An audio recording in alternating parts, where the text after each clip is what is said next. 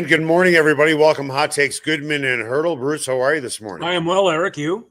I am very good. I really appreciate you asking that. You're very good. Is that that is significantly better than good? What is making this a very good start to the day?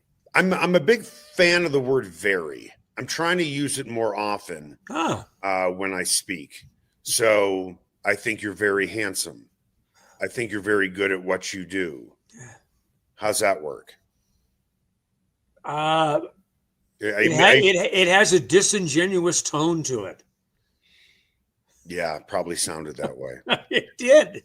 Want to tell you about the Sportsbook Bar and Grill, an outstanding place to watch sports, to have great food. They have 3 great locations: the DTC, Highlands Ranch, and Parker. I've told you many times how great their food is, and I talk a lot about the Philly cheesesteak egg rolls. Yeah, right. They're dynamite. I love them. My wife loves them as well. We are hosting a holiday party in December at our home. You are invited, and then Alex is invited as well. I've already RSVP'd. Did you? Yes. I didn't even know we sent out the evites yet. Well, you might want to talk to your lovely wife, who is obviously very ahead in this game. Well, guess what? Even though you are not a meat eater, our caterer, is going to be working with the sportsbook. Wow. To make sure those exact Philly cheesesteak egg rolls are going to be at our party. That's how great the food is there. That's what I'm trying to tell you. They have great burgers as well. They always have giveaways for tickets, for jerseys, things like that. So it's everything you would want a sports bar to be if you built your own sports bar. The Sportsbook Bar and Grill, you can find them in DTC, Highlands Ranch, and Parker. Time now for the lead. The lead is presented by Smokin' Dave's Barbecue. It is not just the best barbecue in town, it is one of the best restaurants in town. You can find Smokin' Dave's Barbecue off 36th and Pecos. What we're about to talk about, I'm guessing, has been brewing in the head of Russell Wilson for a long time. And finally, Russell took the chains off, for lack of a better phrase. Took aim at Sean Payton on social media after Payton said this after the Broncos win over the Giants. They found a little spark with that quarterback. I was talking to John Mara not too long ago, and I said, we're hoping that change would have happened long after our game, meaning quarterback change from Wilson to Jackson Dart. Wilson fired back yesterday saying, classless, but not surprised. Didn't realize you're still bounty hunting 15 plus years later through the media, referring to Bountygate, in which it got Sean Payton suspended for 1 year. Let's start with this, Bruce. What is your interpretation of what Payton said? Is it he didn't want to play against Dart, or he wanted to play against Wilson? It was a knock at Russell Wilson. There's no question about it. When he said it, I was in the room. I heard it. I acknowledged it. I identified it as kind of small and petty at the time. It certainly is upon further inspection. Don't blame Russ for clapping back, and thought that it was a fairly solid clap back. I like the Bountygate 15 years later. I mean, if you're gonna clap back, that's not a bad way to do it. So it's small and really should be beneath Sean, but he just can't help himself with those types of things. I mean, but I get it. Good for Russ for clapping back. Well, here's the thing. A lot of Broncos fans are taking the side of Sean Payton, and I understand why. If this was one comment from Sean, that's one thing. Yeah. But let's start before Wilson even strapped on a jersey. When Sean is at the Super Bowl, knowing that Russell Wilson is going to be his quarterback. When I say strap on a jersey, I mean strap on a jersey for Sean Payton. Mm-hmm. And Payton said, I was having dinner with Russell and Joe Montana and a few others, and Russ is sitting next to me, and I'm paraphrasing here, and I'm talking to Joe Montana, and Russell keeps interrupting.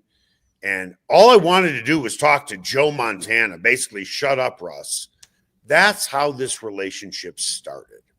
And it was public. And then Sean would take veiled, if not somewhat direct shots at Russ during this season. This isn't a one-off. This is nothing more than a continuation. And a lot of people here in Denver are looking at Russell Wilson. Oh, you're a big baby. I'm sorry. At this point, no. At this point, this is on Sean. Yeah. And you said it well. You know, it is petty. Be the bigger man, dude. You've moved on. You've had success. You found your quarterback. Yet you're still so fucking full of venom at Russell Wilson. I will tell you this. Russell Wilson will be in the Hall of Fame before Sean Payton. I mean, it's 2 years later. When's the statute of limitations over on this thing? It didn't work. It didn't work for Sean. It obviously didn't work the way that Russ wanted it to work. Those things happen sometimes. It's too bad that they have to get personal. But for me, it's a bad look 2 years later. You've moved on from the guy. And right. To your point, you've had success. You're trending in the right way. You've got your quarterback. I don't know what you gain in, 2 years later, firing a shot across the bow. It just, to me, it's just small. That's what it is. Every time, and I'll use a car as a metaphor for life. Every time you peek into that rearview mirror, you are not fully focused on what's in front of your windshield. And that's what Sean just did again. And I'm thinking, dude, you got to let this go. Okay. Now, Russell Wilson is not going to win any popularity contests. No. In any locker room that he walks into. And let's be honest, neither is Sean. Right? Well, I don't know. I mean, he seemed, I don't know. I think everybody understands in that locker room that the combination of coach and player personnel. I'll talk about how about the whole building with the way he started his career in Denver, going after the media department, going after other people.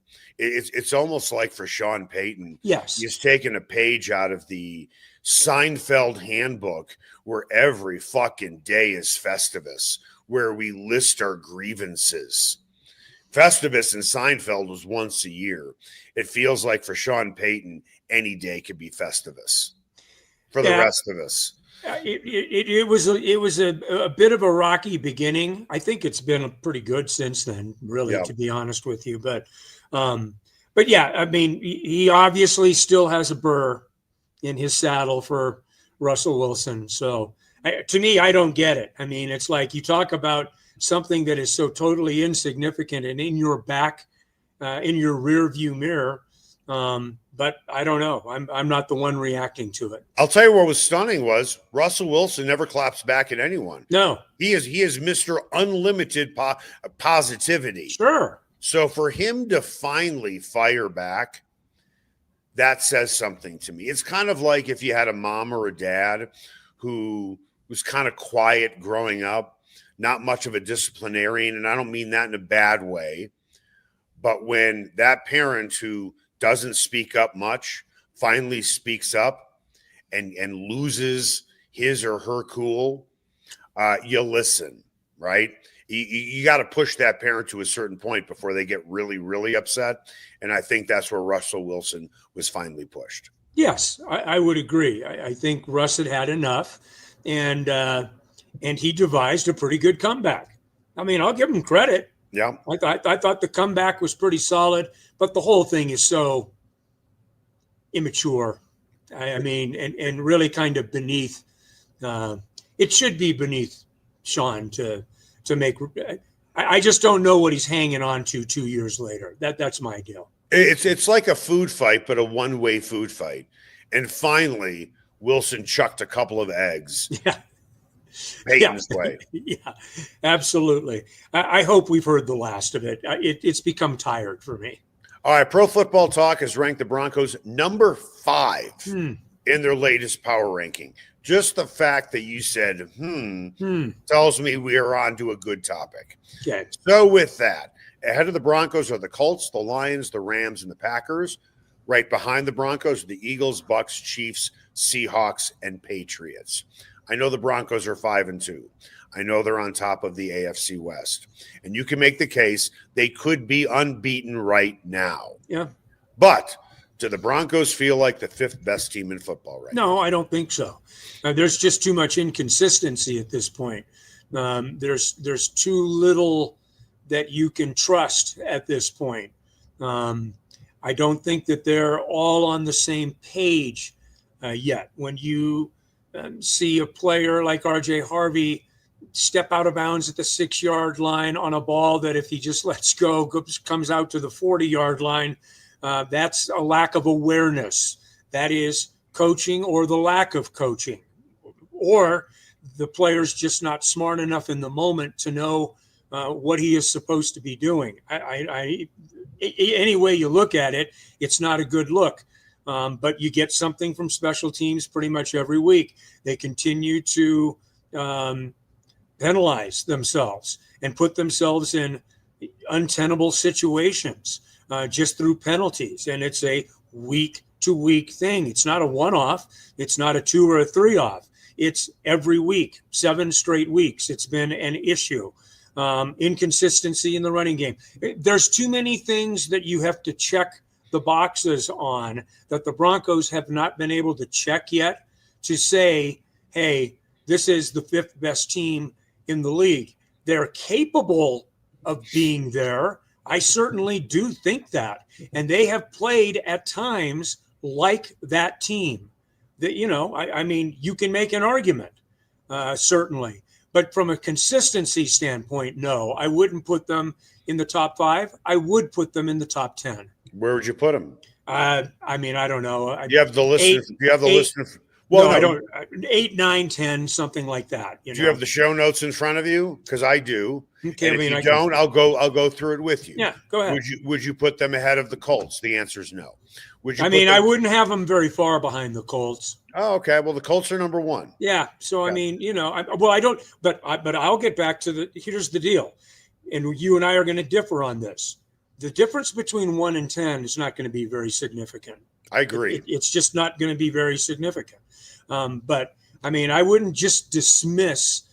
They should have beaten. That's a team that they should have beaten. Chargers game, not. But I thought they should have won that game. Even though, and the funny thing is, in that game they got run over. Right. Their defense got bludgeoned. Totally. In that game. I mean, that's a game where the offense did more than enough to win that game. And that is not something we have said very often this season. I don't think you can even need to make the argument. It's true. That was their second best offensive showing of the season. Right. Cincinnati was their best. So, I mean, it's funny when you look at the teams that are there right now, the Colts are a surprise in the top 10. If we started the season over again, not knowing what's going to happen through 7 games, Colts would not be in the top 10. No.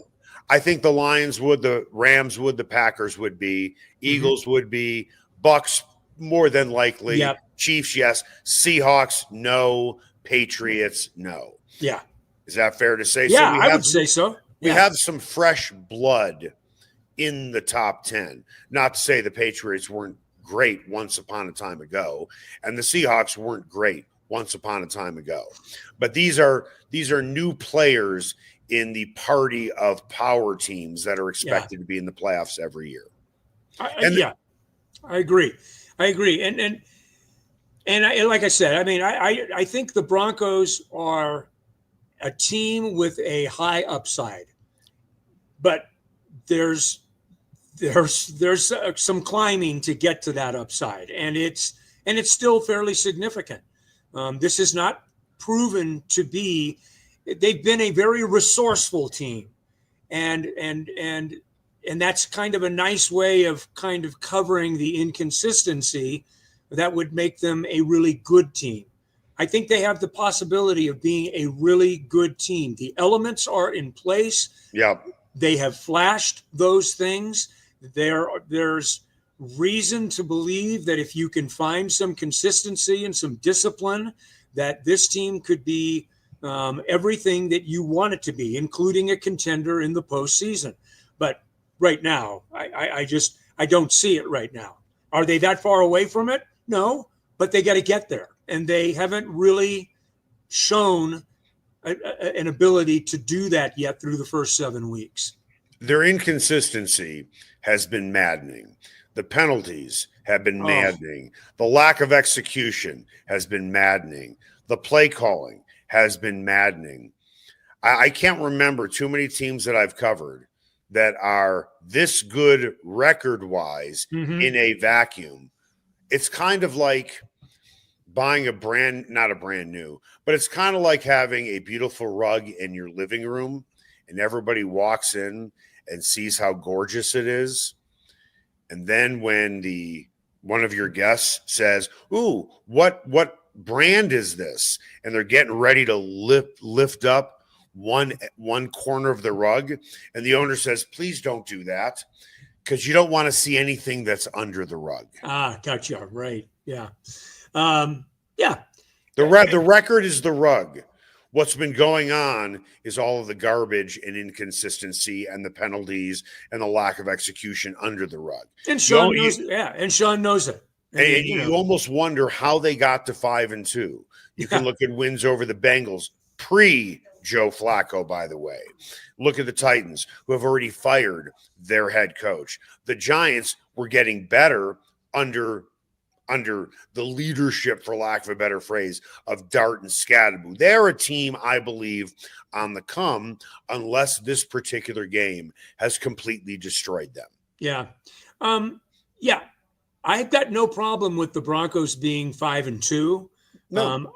That feels about right for this football team. Maybe not in the way they've gotten there. That's my point. Right. I mean, you could look at who they were playing and after a couple of weeks in, right, even when they were sitting there at 1-2, you could see them being, 5-2 at this point. I don't think, but, and I know that we talk about it doesn't matter in the NFL. You just got to win. Right. But at some point, you have to win in ways that make you confident in being able to win in the ways that you need to in late December, January, into the postseason. And I don't think the Broncos are that type of team right now. I think the Rams, well, there are teams right now that you can look at and say, this is a team made for the playoffs, and they're going to be around come playoff time. And maybe there aren't that many right now in the NFL as opposed to years past, because we've talked about that as well. The fact that there just isn't a team that jumps off the page, which actually is advantageous for the Broncos. If you're going to have some early inconsistency and inability to find an identity that you can trust and count on, maybe this is the year to do it, because there's not a team out there that I look at and think, wow, don't want to have to deal with them. Maybe it'll end up being the Chiefs, right? I don't know. So here's a crazy thought here. So they've played poorly, specifically offensively, in wins through the opening 3 quarters. That was against the Eagles. That was for an entire game against the Jets. And obviously that was for 3 quarters in their last win over the Giants. Yeah. But they won the game. So that kind of cures just about everything. Just about everything. Yeah. Do they need a game? And this is going to sound so silly. Do they need a game where their offense looks so bad that they just get their doors blown off to really shake the tree? Like we have been getting by with fourth quarter comebacks, and we have escaped with really, I don't want to call them miracle wins. The Giants game was a miracle win. Mm-hmm. Let's not even Without sugarcoat that. without question, 33 points in the last quarter. Miracle And coming game. back from a 14-point deficit in the fourth quarter against the Eagles, on the road, short week against the defending champs who aren't playing particularly well anyway, you can call that not a miracle win, but that's one hell of a comeback. Yeah. Do they just need to be punched in the nose one time, fall down to the ground, and really take a look at themselves? No, I think that there's plenty of looking at themselves going on. Yeah, but they're not right improving, now. and that's the problem. Yeah, That's my whole point with all. Yeah, I don't like. No. My answer to you is no. I don't like the idea of going out and getting your ass kicked so that you have some kind of sudden realization of what you've got to do. You've got to be better than that in the way that you prepare, the way that you debrief, the way that you correct things, and then the way you act. Well, it's not working. I mean, I'm going to tell you why it's too drastic. Going out and getting your butt kicked in a league where you only play 17 games, giving up one game to prove some kind of point, and even then there's no guarantee that it proves the point. All it is a really bad loss. I don't like that. No. Okay, well, let's look at the loss, or let's look at the win over the Eagles. Mm-hmm. What's pretty much the narrative? We have a lot of things to clean up, right? We got a lot of things to clean up, specifically offensively, because we can't have an opening three quarters like that, right? That's kind of the narrative after that game, right? Well, I think the narrative was they won a game against the defending Super Bowl champions on the road. Good. So they were feeling themselves, and if they ignored the first three quarters, shame on them. Well, I don't think they ignore anything. I mean, that's kind of the whole thing with Sean Payton is debrief and correct. Now, how did the debrief and correct look against the Jets? Didn't work. Then, how did the debrief and execution work against the Giants? Didn't work. Well, that's what they're examining. I mean, I think that's what you've got to examine. Well, that's 3 games in a row. So get your fucking doors blown off. No. And then maybe it will hit everybody in the locker room that we can't keep walking this tightrope, that we got to take this seriously, that we can't keep counting on a fourth quarter win every single time. You can't live that way, because clearly after 3 straight games, whatever the message was has not gotten through. That is a fact. Well, you got to change the way that you're, and Sean's already alluded to that. Roster change. I mean, lineup changes, players in situations, they might be different. I think I honestly feel like that could be something that's coming because. Well, wait, is it coming, or are we going to see it on Sunday? Because if we don't see it on Sunday, then those are just empty words that we need to make these changes. Well, that's my point. Week after week, they look for 10 quarters of 12 in their last 3 games. They have been flat out, not rotten, embarrassing. Mm-hmm. And every week it's the same broken record. We need to look at things. We need to do better. We're going to talk about it. Fortunately, they've gotten wins in all of them. Yeah. So I don't know if everybody's taking what Sean is saying seriously. Hey, we won the game. What's your problem, coach? I mean, look at what happened after the game. You would have thought that Sean would have walked in joyous, spitting up silly string into the air and blowing up balloons after a win like that. No, he was pissed. Well, sure he was. I mean, because he knows. I mean, he knows what we talk about on Monday. This is not sustainable.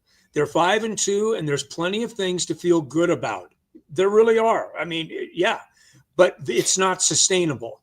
Winning games in the fashion that they're winning right now is not sustainable. It's great. It's great that they've done it. You've got to be very careful about how many times you count on that, to your point. You can't count on that. Now, good for them. The urgency that they have in the fourth quarter has been enough, but it's not sustainable. And it will prove itself to be not sustainable in the very near, if not immediate future, if you don't make adjustments and change the things that you're doing. Does it look like they have learned anything? Do you think they've made improvements? For all the talk that Sean Payton is doing, we need to get better in this, we need to get better in that, we need to be more disciplined.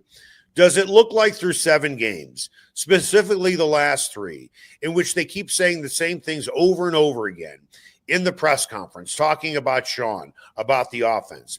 Does it look like they have made any adjustments? Does it look like the penalties are down? The execution is better. The play calling is better. Does it look like anything has truly improved with what you have seen over the last 3 games? Anything besides the fourth quarter? Well, that was a pretty big. That's a pretty big. That's a pretty big thing to sweep under the rug. I will give you this: the 3 quarters in the Giants game were absolutely abysmal offensively, and they weren't that much better defensively. Well, let's play a game, then let's play a game. What was worse, the opening 3 quarters against the Jets, or the entire fucking game the opening 3 quarters against the Giants, or the entire game against the Jets? It's almost a coin flip. Well, they were so good defensively against the Jets that kind of. I'm not talking about the defense. I'm talking about the offense. Oh, well. They haven't learned shit. They haven't made anything significantly better. Penalties are there. Execution is there, meaning lack of. Too many penalties, lack of execution, guys dropping passes, balls getting tipped at the line of scrimmage. I understand they're 5-2, but they're not getting any better offensively. How do you explain scoring 33 points in 10 minutes? I explained it by saying that Sean can't have all of his packages filing in and out anymore because there isn't enough time left on the clock. That's an area that probably has to change. Okay, and who makes that change? And that's Sean has to make that change. And has Sean made that change in the last 3 games? No, except for the fourth quarter. And you know what's interesting is Sean Payton is becoming Dan Reeves. And I'll explain why next. Everyone has their favorite barbecue spot. Mine, Smokin' Dave's Barbecue and Brew. My favorites, slowly smoked ribs, smoked corned beef Reuben, smoked meatloaf with a portobello balsamic cream sauce. Don't forget about Smokin' Dave's 16-hour smoked brisket and pork with one of their 4 homemade barbecue sauces. Great sides, you bet. Barbecue beans made with pork and brisket and their southern corn bake. Man, you got to try it. Plus, they have amazing non-barbecue entrees on the menu. Go where I go, Smokin' Dave's Barbecue and Brew in North Denver. Ferguson's Heating and Cooling is the best in Denver, and their customers agree. Ferguson's has 165 5-star Google reviews, and here's one from Betsy. Highly professional, prompt, and honest. I switched to Ferguson's when I became aware my former company was trying to sell me a whole new system I didn't need. Ferguson's is an honest, working, family-owned business that'll give you a fair price, the highest quality parts and equipment, and they always show up on time. You can trust the Ferguson family like you trust your own family. Go to fergusonsheatingandcooling.com. Ever wondered where city and county fleet vehicles go when they retire? Now's your chance to find out and score big. Imagine driving away with a great deal on a reliable vehicle. For over 45 years, Roller Auction has been the trusted source for government fleet vehicles and equipment. Trucks, SUVs, sedans, and more, all selling to the highest bidder. Don't miss out. Visit roller.bid/hot takes to get auction updates today. Your next vehicle could be just a click away. Everyone has their favorite sports bar. Mine, the Sportsbook Bar and Grill in Highlands Ranch, DTC, and now in Parker. All their locations are everything a sports bar should be. An upscale menu with 12 different burgers, outstanding wings, and my favorite, the Philly cheesesteak egg rolls. They've got every game on the NFL Sunday Ticket, MLB Extra Innings, NHL Center Ice, NBA League Pass, plus soccer, rugby, and UFC.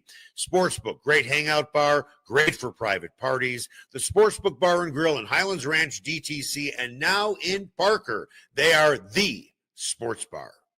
Sasquatch and Wildcard Casinos in Blackhawk have another incredible promotion. They'll be giving away a Ford Maverick Tremor truck or over $25,000 in cash the weekend of October 24th. Daily cash drawings are every 45 minutes between 10 a.m. and midnight. Players can earn daily entries with every locked-up jackpot or by redeeming players' points on their players' cards. Sasquatch and Wildcard Casinos, loose slots, phenomenal promotions, great food, and a family-owned casino that treats you like family.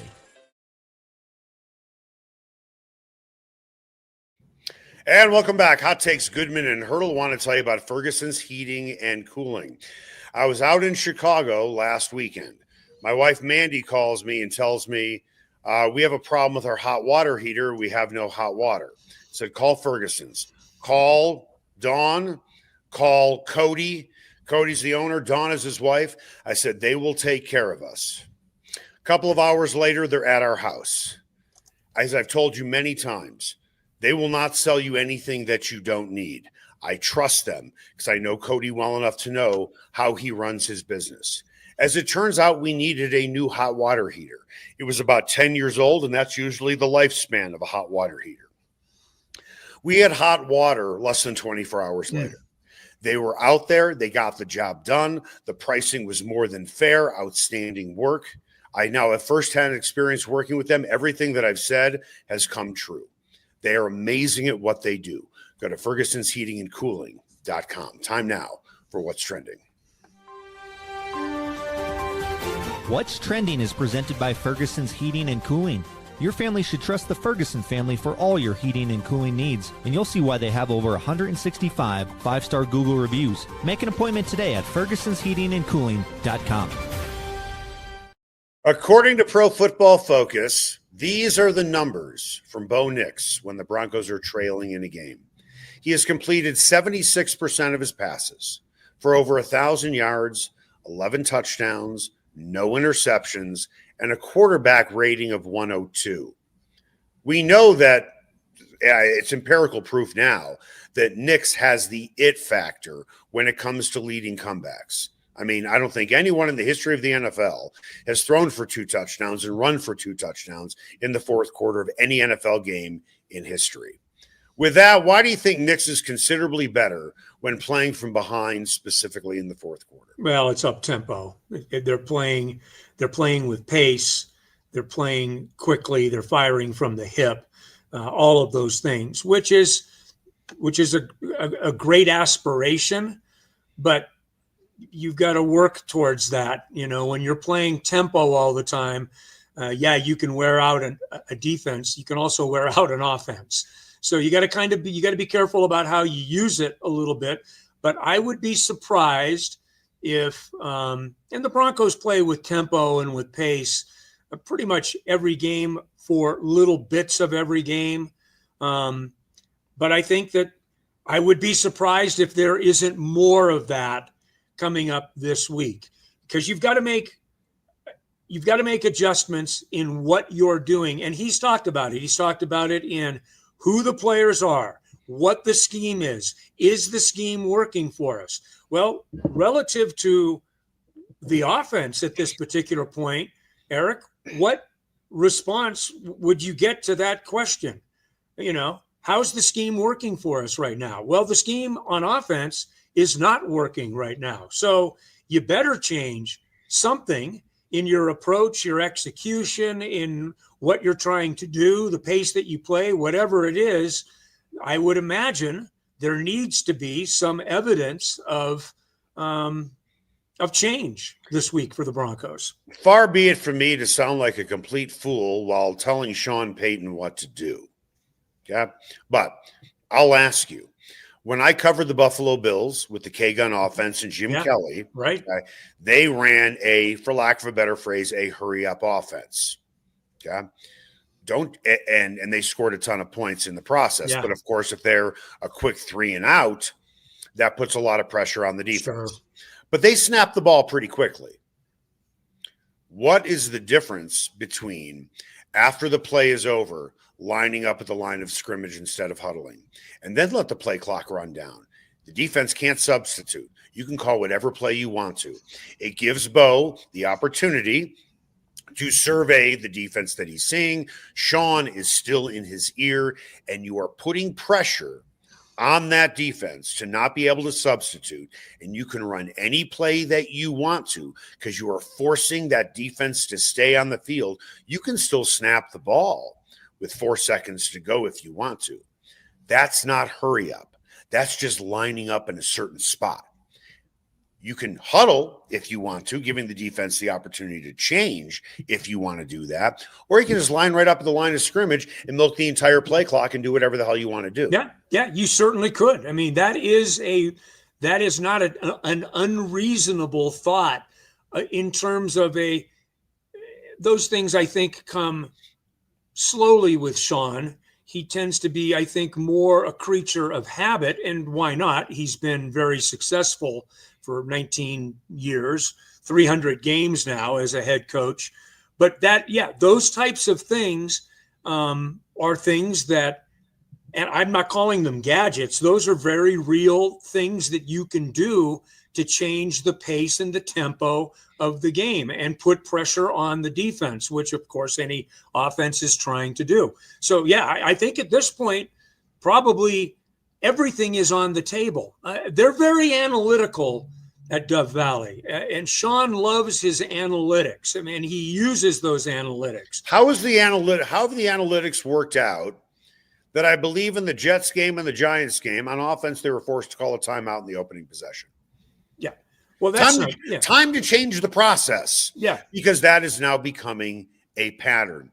Sean loves his personnel packages, and he brought it up at his press conference yesterday that maybe some guys can handle things and some guys can't. Right. The guys who can handle it, I'm guessing, are some of the guys shuffling in and out and then burning down the play clock, and then you have to call a timeout, or it turns out to be a busted play. Instead of having all of these personnel packages, how about find the guys that you believe can execute many, many, many, many different plays, leave them out there, and force the defense to stay on the field? Yeah, I mean, for periods of time, I think that I don't think that's an unreasonable conclusion. I mean, I do think that that you got to find the guys that you trust, and trust is a big thing. And how can you reasonably think that there's a lot of trust right now for Sean Payton with this offense? It's his offense. I mean, it's up to him. Now, this is his deal. He's the offensive play caller. He's the guy that's designed this thing, and he's the guy that's got to make it or give it the best chance to be successful. I'm not going to pin it on Sean. Right. All the passes being knocked down the line of scrimmage. That's on Bo. Bo airmailing guys consistently deep, unless, of course, it's the fourth quarter. Then it becomes a totally different game. Well, suddenly Bo steps out of the phone booth in the fourth quarter. Yeah. But in the first and third quarter, whether it's Sean's play calling or the personnel packages or whatever, he doesn't look that good either. And the Broncos are third in the league in drops. Yep. That's another area that is maddening. And they're top three, I believe, in penalties to boot. Oh, yes. And have been all season. I mean, there are so many glaring places where this team that can get better, and it's a 5-2 football team that we don't even blush when we say could be 7-0, could certainly be 6-1. Far be it from me to, I'm not making a comparison here, but there is a similarity. Bo Nix's career is starting to mirror John Elway.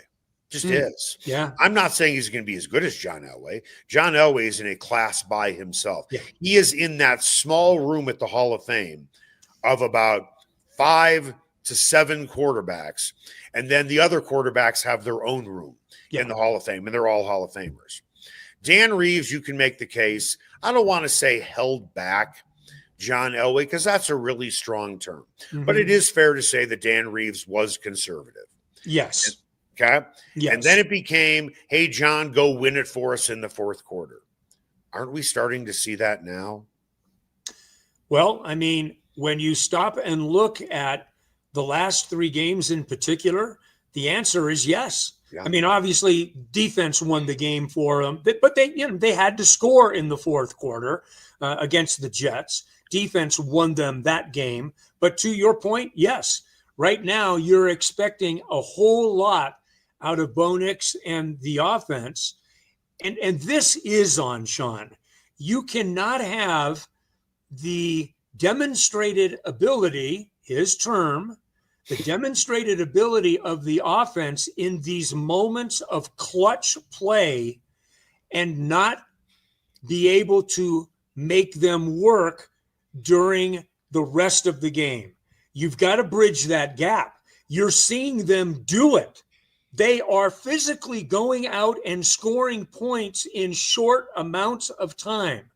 And Sean is the one that always talks with us about you've got to put players in the best position to succeed. Well, right now, for whatever reason, that offense is not functioning like that. It's not functioning in their best chance to succeed for far too long in virtually every game they're playing now, certainly over the last 3 weeks. They were really good against Cincinnati. We'll give them that. Okay, but over the last 3 weeks, it has been very uncertain and very disjointed. And that is why you make millions and millions of dollars. That's for you to get figured out and get this damn thing back on the rails, because this is a potentially really good football team. You're 5-2. You've still got 3 of the next 4 at home. You've got a great opportunity if you can just find some consistency and things that can work for this offense in whatever way they need to work. And yes, to your point, you're absolutely right. Whatever they've done over the last 3 weeks, it hasn't worked from a standpoint of series to series, continuity, building the offense, staying on the field, having an identity. It's been a fire drill at the end of games that have saved them. So here are 3 stats you rattled off too. They are one of the league leaders in drop passes. Is that correct? Correct. We know they are one of the league leaders in penalties. And we also know they are one of the league leaders in 3-and-outs. Yeah. 7 right. games into the season. Yeah. I have an idea, although I don't think it will be able to happen because they're playing at home. My recommendation is on the scoreboard, when it says quarter, just leave the number 4 up there for the entire game. And then, like a college football game where the play call are one of 3 big pieces of poster board: Yogi Berra, a carrot, okay, and a bicycle.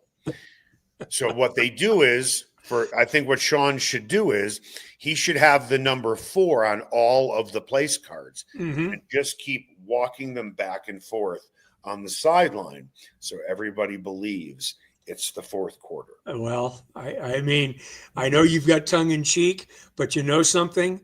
We'll get back. I will close with this and say the Broncos are a 5-2 football team, and they don't feel like it. Which means you've got room to get there, and then what can you be? Right. I mean, this can be a really good football team. They've got the pieces in place right now. That's more than 3/4 of the battle for most teams, just getting the pieces in place. But making the pieces work is next level stuff. And that's the responsibility of Sean Payton relative to the offense and where he needs to get to this week and moving on. That's going to do it for us. Hot Takes, Goodman and Haertl. Make it the best possible day you can.